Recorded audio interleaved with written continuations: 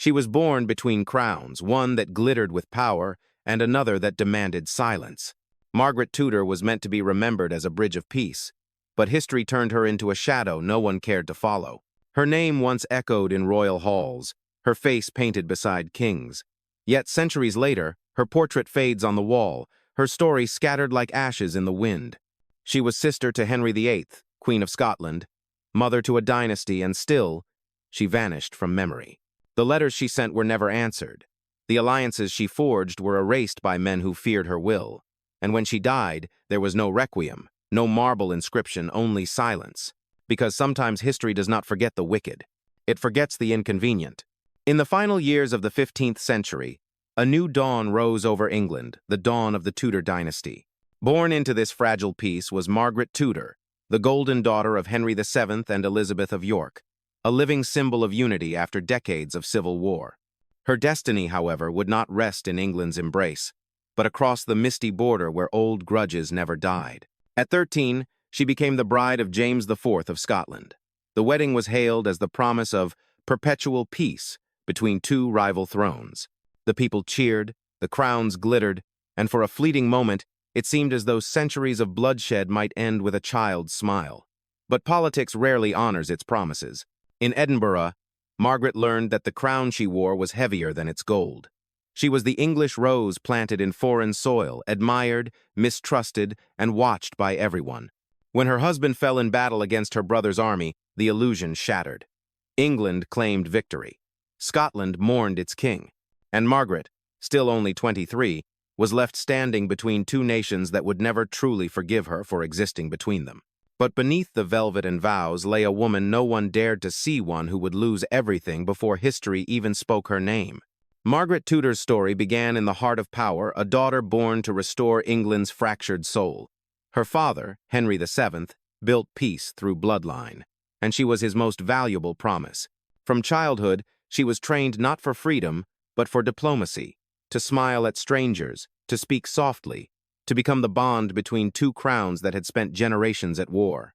When she crossed the border into Scotland in 1503, she left behind her family, her language, and her youth. Riding through the rolling mist toward Edinburgh, she became both bride and symbol, England's offering to peace. James IV, her husband, was twice her age, a warrior king whose charm disguised calculation. And yet, for a while, there was warmth. Margaret brought laughter to his court, grace to his throne, and heirs to his line. In portraits from those early years, her eyes shine with certainty. The people adored their new queen, the English girl who spoke their tongue with careful pride. But that glow concealed a truth she could not yet see, that her peace was temporary, and her power conditional. The drums of war began to echo once more, and Margaret's heart trembled between loyalty to her husband and the blood of her brother. The two crowns she was meant to unite were already drifting apart, and she, unknowingly, stood at the breaking point. When James IV fell at Flodden, victory turned hollow. England called it triumph, Scotland called it tragedy. And in the silence that followed, Margaret Tudor found herself caught in both definitions. A widow at 23, she sat beneath a crown that no longer protected her, the regent of a kingdom that never truly accepted her. Her son, James V, was too young to rule. Her brother, Henry VIII, too ambitious to trust. Between them stood Margaret, trying to hold a fractured Scotland together while her own loyalties tore apart. Her council doubted her. The nobles despised her. And the English court whispered her name with contempt, a queen without a country. In desperation, she turned toward affection, believing love could offer the security politics had denied. Archibald Douglas entered her life, handsome, cunning, and dangerous in all the ways power often is.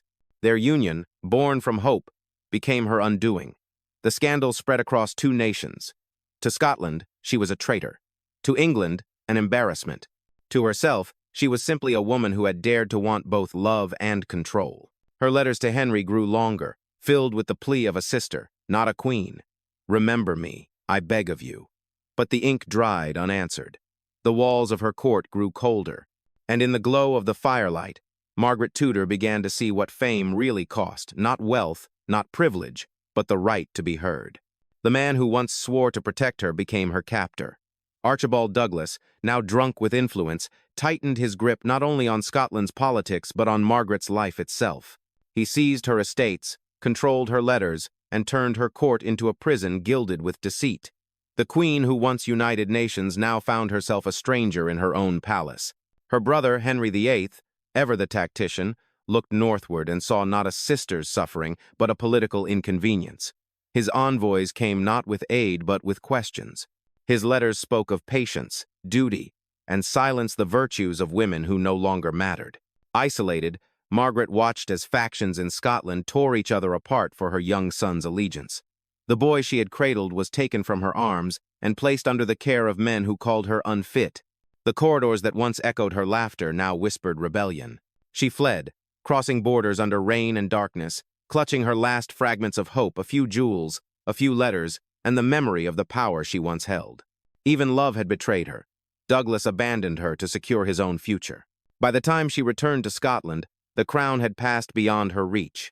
She stood in the palace that no longer belonged to her, surrounded by portraits of kings and ghosts.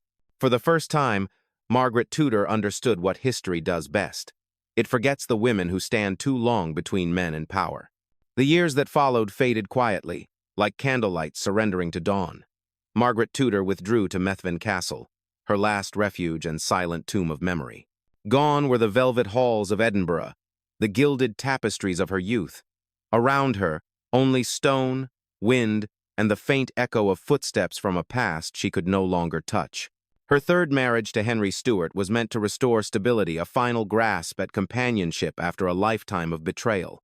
But even that union fell apart beneath the same weight that had broken every bond before it: ambition, suspicion, and loneliness. Once again, her heart became collateral in the games of men. She wrote to her brother one last time, her words softer now, stripped of titles and pride. She no longer asked for power, only peace. But England remained silent. Her letters vanished into the archives of forgotten correspondence, and her name slipped from the lips of courtiers who once spoke it with reverence. In October 1541, the woman who had been queen, sister, mother, and exile drew her final breath. No trumpets, no mourning procession, only the quiet rustle of autumn leaves against the castle walls. The light that once bridged two thrones dimmed into shadow. History, as it often does, took the kings and left the queen behind. And yet, even history's silence cannot bury blood. From Margaret Tudor's lineage came the very future her father dreamed of: a united crown. Her grandson, James VI of Scotland, would inherit the throne of England as James I, binding two nations that warred for centuries under one banner. The irony was cruel and perfect. The woman erased from history had become the thread that stitched it together. For generations, her name lingered only in footnotes, eclipsed by her brother's fame and her niece's tragedy. Henry VIII rewrote faith. Mary, Queen of Scots, rewrote martyrdom. But Margaret, she rewrote destiny in the quiet spaces between them. Her triumph was not one of spectacle, but of survival. Modern historians now piece her back into the tapestry, tracing the letters once ignored, the choices once condemned. They see in her not a victim of her age, but a strategist who refused to surrender her identity to the politics of men. Her crown was lost, her portrait dimmed, but her legacy endured not in marble statues or royal decrees, but in the blood that forged Britain itself. She was not erased. She was simply waiting to be rediscovered.